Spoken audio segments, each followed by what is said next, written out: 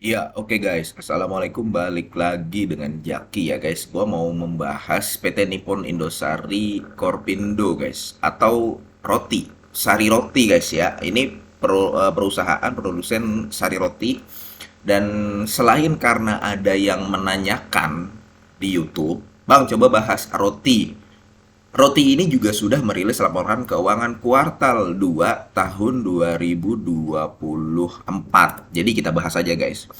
Kita coba lihat 10 tahun ke belakang bahwa si roti ini dia dulu penjualannya ada di angka 1 triliun.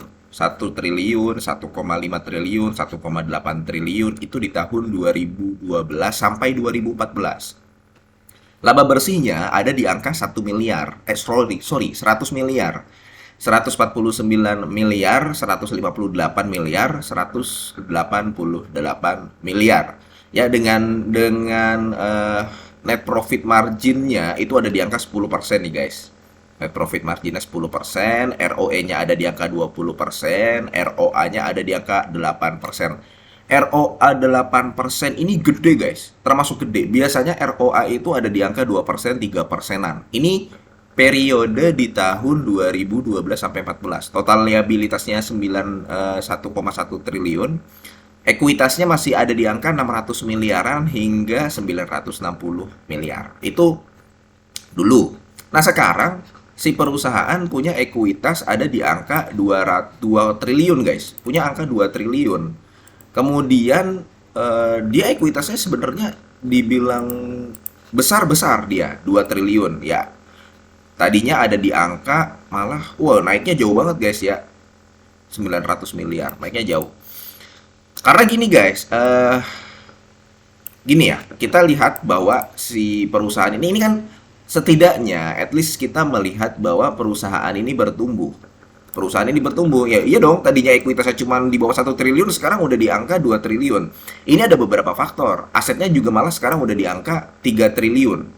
3 triliun ya guys ya, walaupun kita melihat bahwa ekuitasnya itu berkurang. Yang tadinya di tahun 2020 3,2 triliun, jadi 2,8 triliun, jadi 2,6 triliun, sekarang jadi 2 triliun doang setelah membagikan dividen. Karena dia membagikan dividen itu selalu di atas 100% dividen payout rasionya. Cuman paling enggak dari pendapatan kita melihat bahwa ini perusahaan berkembang. Yang tadinya 1,8 triliun didapatkan dalam waktu 1 tahun, sekarang dalam waktu semester itu sudah mendapatkan 1,9 triliun. Nah, kenapa kira-kira roti begitu? Jadi gini guys, lihat ke pemegang sahamnya. Pemegang saham roti itu ada Indoretail Makmur Internasional ya. Kemudian ada Safekeeping Account Demeter Indo Investment Pte Ltd. Ini yang di Singapura nih. Kemudian ada Bondlight Investment Limited ya. Dan ini kepemilikannya porsinya itu ada di angka 20%. Kemudian ada Pasco Sikisima, kemudian ada PT Nippon Sari Korpindo dan sebagainya dan sebagainya.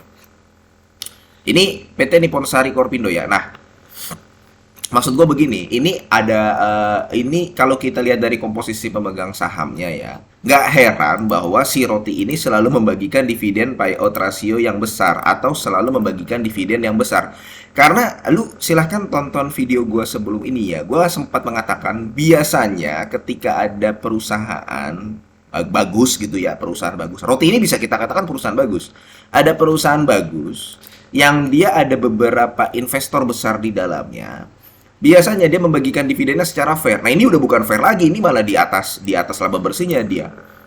Kayak begitu. Nah, bagusnya roti ini walaupun terlihat bahwa ekuitasnya selalu berkurang, ya, walaupun ekuitasnya terlihat selalu berkurang dan memang secara data ini berkurang terus ya guys ya. Tapi perusahaan ini bisa bertumbuh. Ingat, roti itu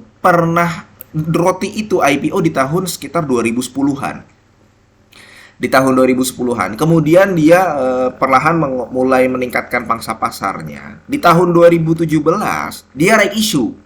Kalau right issue kan nanti sahamnya diserap oleh si pemegang saham existingnya kan. Misalkan roti sekarang mau right issue lagi untuk menambah modal, untuk berkembang kembali, dia sangat bisa guys. Dia sangat bisa dengan melihat komposisi pemegang saham seperti ini, sangat bisa, guys. Jadi dia modelnya, apakah dia bisa bertumbuh? Bisa. Dia masih bisa bertumbuh karena dia terus membuat pabrik, dia mengembangkan wilayah distribusinya. Sekarang di Sulawesi aja masih ada sedikit. Yang paling banyak memang di wilayah Jawa dan Sumatera. Kalau misalkan di Kalimantan dan di Sulawesi kemudian sampai ke wilayah timur ini terus berkembang, bukan tidak mungkin pendapatannya itu terus meningkat. Nah, maksudnya gue gini guys, yang mau gue sampaikan adalah roti ini bukan tipikal saham yang berkembang dengan selalu menyisihkan laba laba bersihnya di tahun sebelumnya itu dicadangkan, kemudian disimpan, kemudian nanti meningkatkan ekuitasnya. Bukan seperti itu kalau gue lihat ya, si roti itu.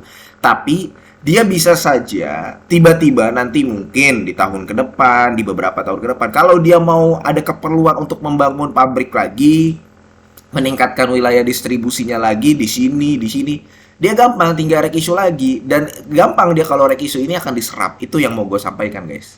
Nah, yang kurang gue suka ya itu aja. Dia selalu membagikan dividen payout ratio yang lebih besar dari laba bersihnya.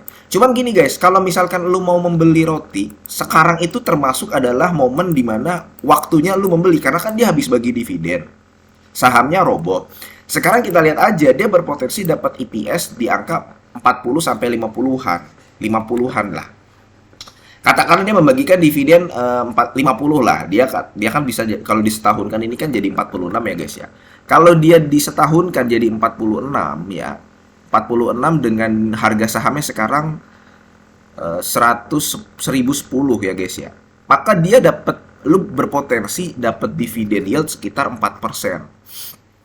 4%. Nah, kalau misalkan di dapat yield 4% ya, kemarin gue pernah bilang di video sebelumnya, ketika ada saham yang berpotensi dapat dividen yield 5%, itu biasanya sahamnya akan berhenti turun. Karena orang udah mulai mempertimbangkan untuk beli. Yield 5% itu termasuk yield yang cukup besar, walaupun belum istimewa. Belum kalau misalkan harga sahamnya naik, belum kalau misalkan perusahaannya bertumbuh. Nah, sekarang lu berpotensi dapat yield 4,5% dengan catatan dia membagikan dividen payout ratio 100%. Ya, kalau misalkan dia dapat EPS 46, dibagikan 46 semuanya dengan dividen payout ratio 100%, lu berpotensi dapat yield 4,5. Paham guys ya? 4,5. Itu pun kalau dia membagikan dividen payout ratio 100%. Faktanya, sejak tahun 2023, 2022, 2021, dividen payout ratio dia selalu di atas 100%. Jadi ada potensi dia dapat lebih dari 50, guys. Nah, kalau misalkan dapat lebih dari 50 dengan harga sekarang, berarti kan yieldnya udah di angka 5%. Nah, berarti saat ini sudah terbatas penurunannya.